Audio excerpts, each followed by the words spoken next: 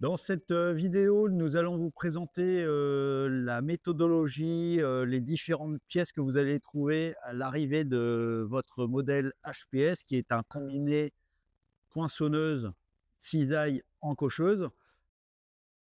L'idée est de vous présenter effectivement les actions à mettre en place pour démarrer la machine et après les différentes fonctionnalités liées à l'usage de la machine. Tout d'abord, pour démarrer sur le contenu de ce qui arrive lorsque vous commandez la machine, donc vous avez le combiné tel qu'il est présenté ici, donc sur une palette bois. Vous avez ensuite un pédalier qui vous est fourni avec la machine, avec un arrêt d'urgence directement dessus.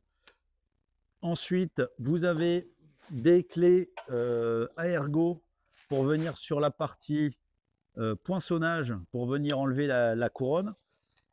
Vous avez deux clés qui vont vous permettre d'accéder au carter situé des deux côtés. Une clé qui va vous permettre d'accéder à l'intérieur de l'armoire électrique de la machine. Et déjà quelques petits entretoises pour les différentes dimensions côté poinçonnage. La machine est également équipée des deux côtés de systèmes de table pour la partie poinçonnage, la partie encochage. Un anneau de levage pour arriver à soulever la machine de la palette et de venir la positionner là où vous le souhaitez. La partie sous la machine n'est pas spécialement prévue pour être soulevée au chariot. Donc sur la palette va vous permettre de soulever la machine. Par contre, ne pas prendre la machine avec les fourches directement ici. Si vous la prenez ici, le cadre ici en dessous n'est pas prévu pour soulever tout le poids de la machine. On est vraiment sur un levage via l'anneau de levage sur la partie supérieure de la machine. La machine est bien évidemment aussi fournie avec sa notice dans lequel vous allez retrouver le certificat CE, toutes les nomenclatures des pièces détachées, son installation, son entretien, son usage, les schémas électriques, ainsi que le certificat CE, donc tout ça livré avec la machine. Première opération à effectuer sur votre machine avant de la mettre en route, ça va être le remplissage en huile hydraulique. Il vous faut effectivement donc de l'huile hydraulique au niveau du grade. On est sur une huile où on a un grade de 48. Vous avez ici le bouchon de remplissage. Et le niveau étant à 0 ou très proche du 0, vous allez avoir à enfiler un certain nombre de litres directement par cet orifice de remplissage jusqu'à ce que le témoin ici monte quasiment à la totalité en hauteur pour alimenter le groupe hydraulique. Bien évidemment, il vous est plus que déconseillé de démarrer la machine sans avoir rempli le réservoir hydraulique. Vous avez ici une pompe dans laquelle on vient simplement remplir avec du lubrifiant type lubrifiant à glissière ou choses comme ça, hein, quelque chose de relativement fluide. On vient actionner ici la pompe de temps en temps, ce qui va permettre de lubrifier les différents corps coulissants de la machine.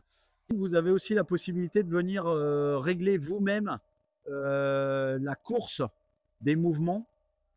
Pour ceci, vous avez à cet endroit-là on va dire deux pions qui sont tenus simplement par des vis BTR sans tête qui vont venir ici et jouer sur les contacteurs qui sont ici pour le relevé maximum et la descente maximum de la partie cisaillage ou de la partie encochage. Vous avez entièrement la main dessus. Si la lame descend trop loin ou pas suffisamment loin par rapport à la découpe que vous voulez faire ou faire des encoches partielles dans un profil ou des cisaillages partiels dans un profil, vous pouvez ici jouer directement sur les réglages ici, en sachant que sortie d'usine, les réglages ont été faits pour avoir un système de coupe ou d'encochage maximum. Donc au niveau du raccordement électrique, on est sur un branchement triphasé, donc 3 phases terre et neutre. Bien évidemment, la première mise en route, faire attention à ce que lorsque vous appuyez sur le pédalier, la machine fonctionne, puisque si vous inversez une phase, le groupe hydraulique va fonctionner à l'envers et du coup, la machine ne pourra pas se mettre réellement en fonction. Donc maintenant que nous avons raccordé électriquement notre machine, nous avons directement, après avoir enclenché le sectionneur principal, le bouton on, comme quoi la machine est bien sous tension. Là, pour le moment, aucune possibilité d'activer la machine sans l'armer au départ. Donc là, le groupe hydraulique qui se déclenche. Bien évidemment, le bouton d'arrêt d'urgence qui était déverrouillé. Et nous allons arriver directement, on va dire, au panneau de commande. Donc là, comme vous l'avez vu, la mise en route du groupe hydraulique. Ici, la mise en arrêt du groupe hydraulique. Et ici, les différentes fonctionnalités de la machine. Donc ce bouton-là, pour vous mettre un petit peu d'éclairage sur la partie travail. Ensuite, ici, la fonctionnalité d'usage de tout ce qui va être encochage et cisaillage sur la machine. Cette partie-ci sur la partie poinçonnage. Et ce bouton, ensuite, sert simplement à savoir si quand vous appuyez sur le pédalier, on a une fonctionnalité qui descend la machine, malgré que vous appuyez, ça descend, ça met en fonction la machine, puis ça remonte, même si vous avez le pied qui est toujours appuyé. Donc ça fait des allers-retours au niveau du système de balancier et de couteau qu'on va voir dans quelques instants. Ou si vous voulez, sur cette fonction-là, descendre vraiment par à coup, et à chaque fois que vous relevez le pied, la machine arrête son mouvement.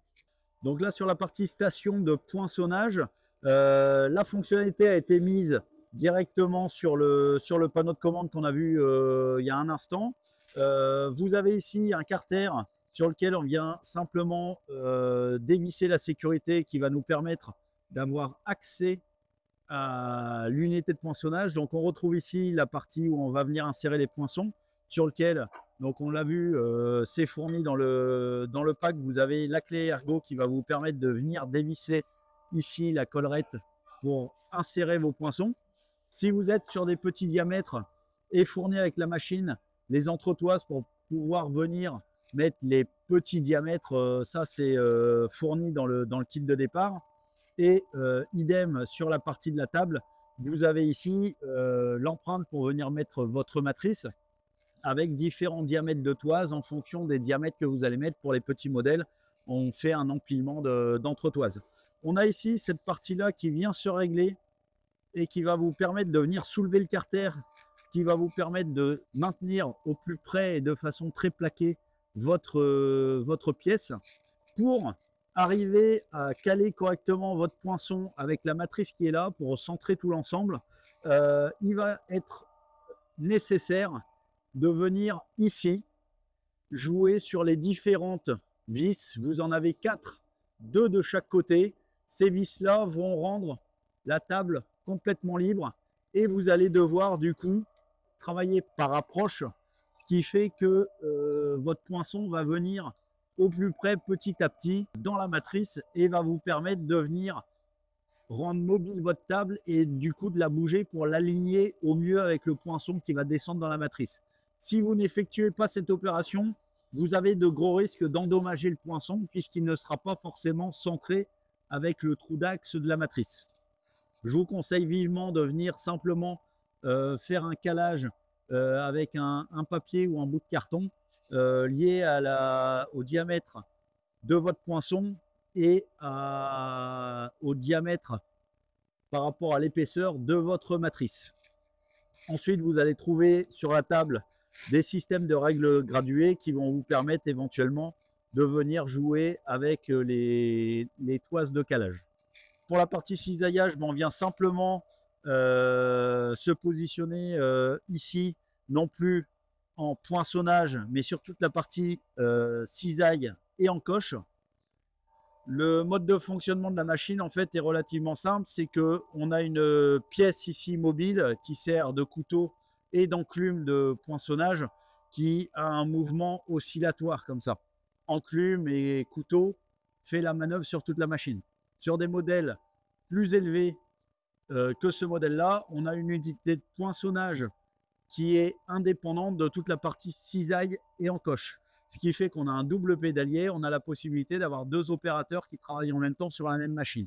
Donc là, sur la partie cisaillage, on se retrouve avec ici un tablier qui va nous permettre de passer différentes typologies de profils, des équerres, des fers, ici du fer plat, ici sur la partie ici en dessous. Donc au niveau des capacités de prise de la machine, elles sont en rapport avec la puissance que vous avez choisie. Donc là, on est sur un modèle poussé de 65 tonnes. Ce tablier là est mobile, donc pour permettre un ajustement le plus précis possible pour pouvoir passer des profils. Et surtout, une fois que vous avez bien sélectionné la typologie de profil que vous voulez utiliser, vous avez ici tout un tas de boutons qui vont vous permettre manuellement de venir serrer votre tablier et du coup de pouvoir rendre complètement solidaire cette pièce-là de la machine pour éviter que la force exercée par le couteau qui descend sur votre pièce puisse éventuellement faire bouger votre pièce. On est sur une machine de débit, on n'est pas sur une machine de découpe de précision. Donc, il est aussi normal d'avoir des petits phénomènes d'arrachement de matière une fois que votre coupe est faite. On est vraiment sur des machines où on a une grosse force avec une lame qui descend, mais ce n'est pas une lame non plus hyper affûtée. On est vraiment sur un phénomène de sectionnement de matière. Donc, une fois que c'est réglé par rapport à votre profil, par exemple, si on prend cette pièce-là ici, l'idéal, c'est de venir effectivement caler. Hop, le gabarit qui vient se trouver ici pour pouvoir venir plus ou moins droit. Vous avez aussi des empreintes sur la table qui vont vous permettre d'avoir des choses plus ou moins rectilignes. Si vous voulez des coupes à 45 de votre profil, on voit distinctement où se situe le trait où la coupe va s'effectuer.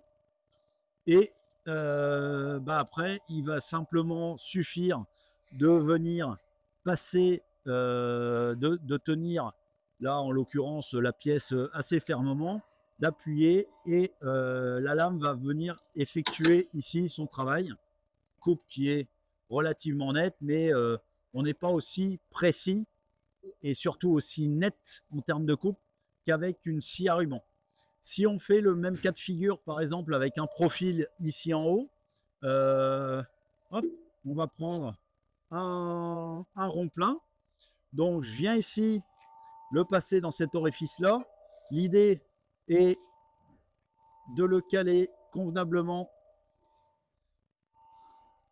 par rapport au diamètre qui se trouve dans la matrice, je dirais, de la machine. Donc, vous le passez dedans. Une fois que tout est calé, vous venez refermer et tenir votre tablier et vous pouvez après simplement venir effectuer la découpe.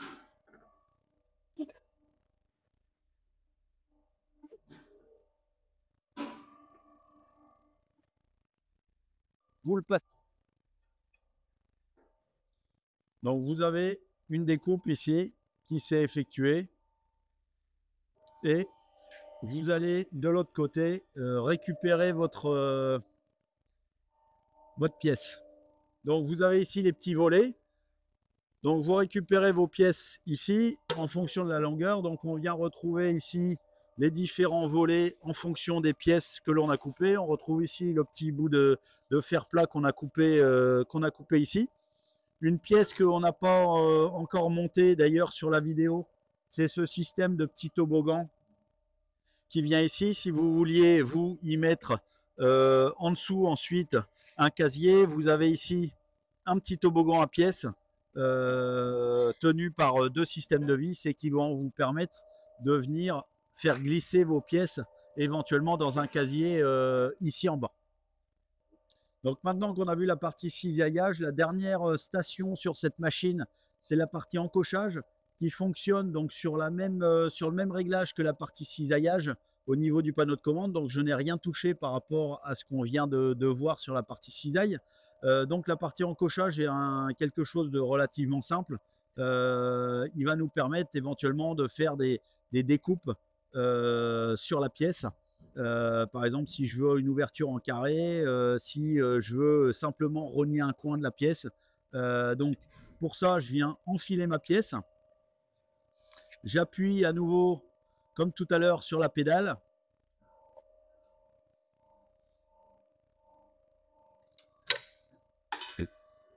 Et là,